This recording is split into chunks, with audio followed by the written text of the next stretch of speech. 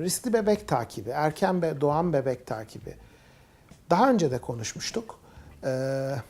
Bu çocukların erken tanılandıkları takdirde kalıcı sakatlıkları azaltılabilir ve önlenebilir. Peki ne şekilde takip edilmelidir?